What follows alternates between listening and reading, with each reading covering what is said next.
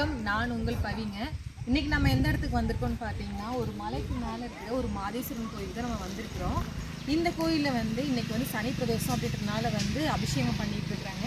எங்கள் கூட சேர்ந்து நீங்களும் அந்த அபிஷேகத்தை பார்க்கலாம். ஸோ வாங்க போகலாம். இன்றைக்கி பார்த்தீங்க அப்படின்னா சனி பிரதோஷம் அப்படின்றனால காலைல எழுந்திரிச்சு வீடெல்லாம் சுத்தம் பண்ணி விட்டுங்க. அன்னைக்கு விரதம் இருந்தேங்க. ஒரு நேரம் விரதம் இருந்துட்டு இப்போ கோயிலுக்கு போயிட்டுருக்கேங்க. அந்த கோயில் எங்கே இருக்குதுன்னு பார்த்தீங்கன்னா, நான் இப்போ மலை தெரியுது பார்த்தீங்களா, அந்த மலையோட அடிவாரத்தில் அந்த கோவில் இருக்குங்க.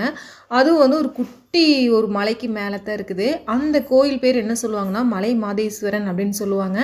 அந்த கோயிலில் இப்போ சனி பிரதோஷம் வழிபாடு நடந்துகிட்ருக்குங்க. என்னோடய கும்பராசிக்கு 7:30 சனி முடிகிற நேரம்னு சொல்லியிருந்தாங்க. ஸோ அதனால நம்மளும் அந்த கோவிலுக்கு போயிட்டு சிறப்பு வழிபாடு பண்ணலாம் அப்படின்னு போயிட்டுருக்குங்க. அடுத்து பார்த்திங்கன்னா, இப்போ போகிற வழியிலே பார்த்திங்கன்னா ஒரு சஞ்சீவராயன் கோயில் இருக்குங்க. அதாவது விஷ்ணு பகவானோட 10 அவதாரமுமே இந்த கோவிலில் இருக்குது. நெக்ஸ்ட் டைம் வீடியோ போடுறேங்க. ரொம்பவுமே அழகாக இருக்கும் இந்த கோயில். இப்போ அடுத்து நம்ம போயிட்டுருக்க கோயில் பார்த்திங்கன்னா மலை மாதேஸ்வரன் கோயிலுங்க. அந்த கோயில் எங்கே இருக்குன்னா, ஈரோடு டிஸ்ட்ரிக்டில் தாங்க லொக்கேட் ஆகிருக்கு. அதாவது கோபிச்செட்டிப்பாளையத்துலேருந்து ஒரு கரெக்டாக ஒரு 30 கிலோமீட்டர் டிஸ்டன்ஸில் தாங்க லொக்கேட் ஆகிருக்கு. நீங்கள் அமைதியாக சாமி கும்பிடணும் அப்படின்னு நினச்சிங்கன்னா இந்த பிளேஸ்க்கு வரலாம். அப்புறம் நாங்கள் போயிட்டு கீழே விநாயகர் இருந்தாருங்க. விநாயகரை கும்பிட்டுட்டு அடுத்து மலையேற ஆரம்பிச்சிட்டோம். இதான் பார்த்திங்கன்னா கீழே இருக்க விநாயகருங்க. எப்போவுமே கோவிலுக்கு போனால் எனக்கு 2 பழக்கம் இருக்குங்க. அதாவது தீபம் கம்பல்சரி போட்டுருவேங்க. அது கீழே விநாயகருக்கு ஒன்று போட்டு அடுத்து சிவபெருமானுக்கு ஒன்று போடுவேங்க. இன்றைக்கி சனி பிரதோஷம் வழிபாடுன்றனால கீழே ஃபஸ்ட்டு விநாயகருக்கு தீபம் போட்டுட்ருக்கோம். அப்புறம் தீபம் போட்டு மலையோட அடி வரங்க. இதாங்க என்ட்ரன்ஸு. அப்புறம் சாமி கும்பிட்டு நாங்களும் ஏற ஆரம்பிச்சிட்டோம். இது பார்த்திங்க அப்படின்னா ஓதி மலை அளவுக்குலாம் இது ஹைட்டு கிடையாதுங்க. சும்மா குட்டியாக தான் இருக்கும். ஸ்டெப்ஸு மொத்தமாகவே பார்த்திங்கன்னா ஒரு 150 to 200 படிக்குள்ளே தான் இருக்கும். ஆனால் அது ஏறி போகிறதுக்கே பார்த்திங்கன்னா பயங்கரமாக மூச்சு வாங்கிருச்சுங்க. ஆனால் இது எங்கே இருக்குதுன்னு பார்த்தீங்க அப்படின்னா ஒரு காட்டுக்குள்ளே தாங்க இருக்குது. இந்த இடத்துக்கெல்லாம் பார்த்தீங்க அப்படின்னா யானையெல்லாம் எக்கச்சக்கமாக வருங்க. நாங்கள் போயிருந்த டைமிங் பார்த்தீங்க அப்படின்னா நாங்கள் ஈவினிங் டைமில் போயிருந்தோம். ஏன்னா சனி பிரதோஷ வழிபாடு அப்படின்றனால சாயந்தரம் ஒரு 4:30 மணிக்கு மேலே தான் பூஜை ஸ்டார்ட் பண்ணாங்க. அப்புறம் நாங்களே எல்லோரும் கிளம்பி போக ஆரம்பிச்சிட்டேங்க. ஏற கொஞ்சம் நேரம் மூச்சு தான் வாங்கிருச்சு. ஸ்டெப்ஸ் என்னமோ கம்மியாக தான் இருந்துச்சு, போகிற ஹைட்டும் கம்மியாக தான் இருந்துச்சு. ஆனால் ஏறுறதுக்குள்ளே தான் கொஞ்சம் மூச்சு வாங்கிருச்சு. அப்புறம் என்னென்னா என் பையன் இறக்கிவிட சொல்லி ரொம்ப அழுதான். நானே மேலே ஏறி போகிறேன் அப்படின்னு சொல்லிட்டு அப்புறம் அவனே மேலே ஏறி போக ஸ்டார்ட் பண்ணிட்டான். அங்கே மேலே ஏறி போகிறதுக்குள்ளே எங்களுக்கெல்லாம் மூச்சு வாங்கிருச்சுங்க. ஆனால் என் பையன் டக்கு டக்கு டக்கு டக்கு டக்குன்னு ஏறி போக ஆரம்பிச்சிட்டான். ஆனால் என் பையனுக்கு பார்த்திங்கன்னா வயசு 2 தான் ஆகுது. ஆனால் நமக்கு ஈக்குவலாக நடந்தாங்க. ஏன்னா அதெல்லாம் குறைய சொல்ல முடியாது. நல்லா பயங்கரமாக நடந்து மேலே வந்துட்டான். ஆனால் இப்போ நடக்கிறதுல நடந்துருவாங்க. ஆனால் நைட்டில் தான் என்ன பண்ணுவான்னா கால் வலிக்குதுன்னு சொல்லிட்டு ரொம்ப அழுகுவான். இதுக்கு முன்னாடி பார்த்திங்கன்னா நம்ம சேனலில் அந்த ஓதிமலை வீடியோ போட்டிருப்பேன். அந்த வீடியோவில் தம்பி இப்படி தான் மேலே நடந்து வருவான். அதே மாதிரி நடந்து அன்றைக்கி நைட்டெல்லாம் அழுகாச்சிங்க. ஐயோ அம்மா கால் வலிக்குதுன்னு அழுதுகிட்டே தான் இருந்தான். அப்புறம் நான் கொஞ்சம் தூரம் போனோடனே அவனை தூக்கியாச்சுங்க. அப்புறம் மலைக்கு போகும்போதே பார்த்திங்கன்னா இந்த இடத்துல நாகலிங்கம் இருக்குங்க. நாகமாதான் இருப்பாங்க. இவங்களை நம்ம நாகலிங்கத்தை கும்பிட்டுட்டு மேலே போகணுங்க. இந்த இடத்துல நம்மளோட வீட்டுக்கு எந்த ஒரு பாம்பு எந்த ஒரு கொடிய விஷமுள்ள ஜீவராசிகள் வரக்கூடாது அப்படின்னு சாமி கும்பிட்டு போனோம் அப்படின்னா நம்ம வீட்டுக்கு எதுவும் வர்றதில்லைங்க. ஏன்னா நான் 2-3 டைம் கும்பிட்டு போயிருக்கேன். அதுக்கு ஏற்ற மாதிரி நடந்துருக்குது. இந்த இடம் பாருங்கள். இதாங்க நம்ம மலைக்கு மேலேருந்து எடுக்கிற வியூ பாயிண்ட்டுங்க. எப்படி இருக்குதுன்னு பாருங்கள். நம்ம இதுக்கு முன்னாடி நான் வண்டியில் வரும்போதே காமிச்சிருப்போம் நம்ம அந்த மலைக்கு தான் போகிறோன்னு சொல்லிட்டு. இப்போ பார்த்தீங்க அப்படின்னா நம்ம கோயிலுக்கு வந்தாச்சுங்க. அந்த கடைசி ஒரு 3 ஸ்டெப்பு போகிறதுக்குள்ளே தான் லைட்டாக காலே தள்ளாடிருச்சு. ஏன்னா அந்தளவுக்கு ஹைட்டு இல்லை. பட் இருந்தாலும் நம்ம ஸ்டெப் மேலே ஏறி போகும்போது நமக்கு ஹார்ட் பீட்லாம் கொஞ்சம் வேகமாக தான் துடிக்குங்க. நம்ம வருஷத்தில் ஒரு டைமாவது இந்த மாதிரி மலைக்கு நம்ம வந்துட்டு போனால் தான் நம்மளோட ஹார்ட் பீட்லாம், அதாவது நம்மளோட இதயம்லாம் ரொம்ப ஆரோக்கியமாக இருக்குங்க. நுரையீரல்லாம் ரொம்ப ஆரோக்கியமாக இருக்கும். அதனால தான் அந்த காலத்தில் எல்லோரும் என்ன பண்ணியிருக்கிறாங்க அப்படின்னா மலைக்கு மேலே கோவில் வச்சது ரீசனே இதுதான் அப்படின்ற மாதிரி சொல்லியிருக்கிறாங்க. இந்த கோவில் பார்த்திங்க அப்படின்னா ரொம்பவுமே ஒரு அமைதியான சூழலில் தாங்க இருந்துச்சு. மற்ற கோவில் மாதிரிலாம் ரொம்பவுமே க்ரௌடு கிடையாது. போனோம், போயிட்டு வந்து நாங்கள் சாமி கும்பிட்டோங்க. கரெக்டாக நாங்கள் போயிட்டு இருந்த டைம்லேயே பூஜை ஆணுச்சு. மேலேருந்து பார்க்குறதுக்கு வியூ பாயிண்ட் பாருங்கள் எவ்வளோ அழகாக இருக்குதுன்னு சொல்லிட்டு. இது மாதிரிலாம் கண்டிப்பாக லைஃப்பில் ஒரு டைமாவது நீங்கள் எக்ஸ்பீரியன்ஸ் பண்ணி பாருங்கள், ரொம்பவுமே அழகாக இருக்கும்.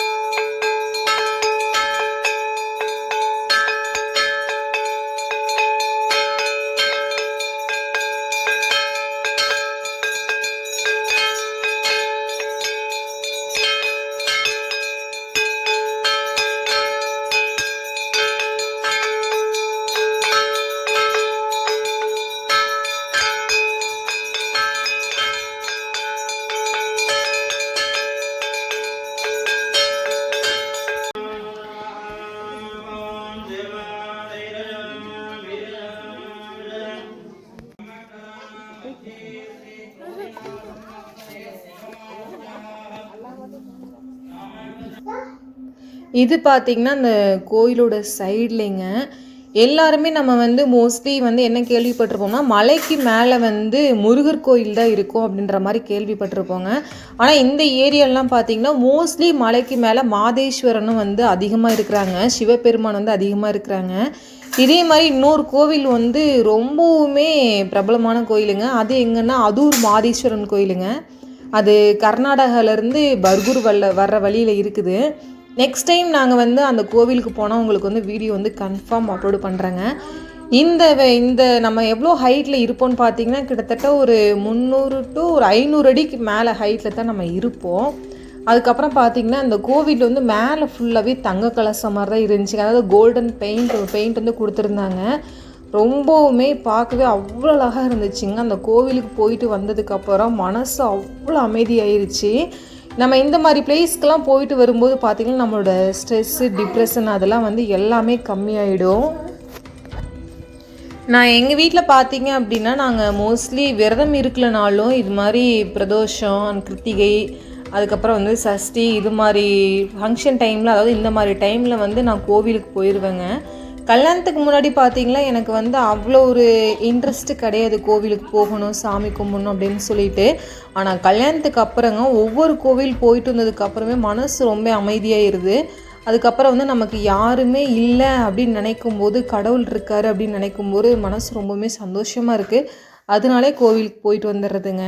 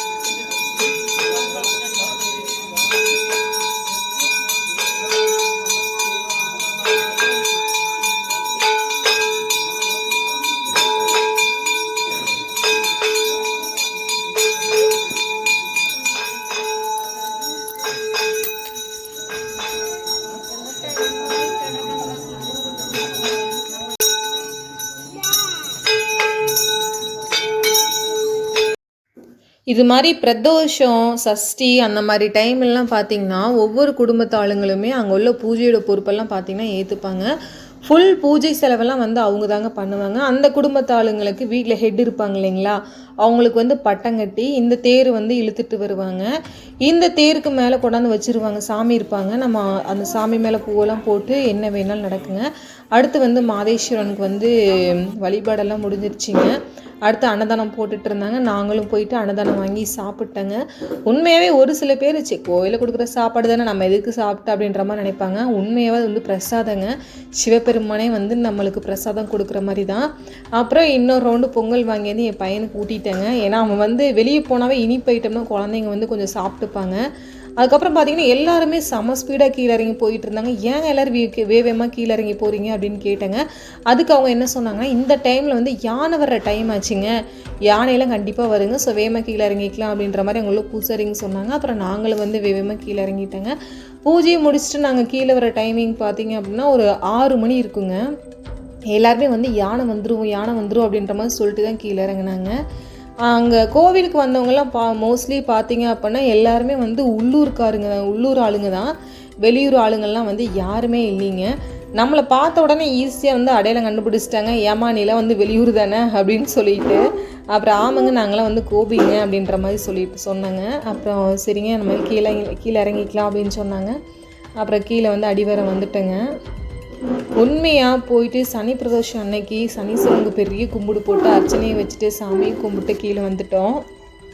இந்த மாதிரி ஒவ்வொரு பிரதோஷம் அன்னைக்கு கோயிலுக்கு போயிட்டு வந்தோம் அப்படின்னா மனசு வந்து அவ்வளோ அமைதியாக இருக்குங்க. இந்த மலை மாதேஸ்வரன் கோயிலுக்கு நீங்களும் உங்கள் ஃபேமிலியோட கண்டிப்பாக ஒரு டைம் வந்து போயிட்டு வாங்க.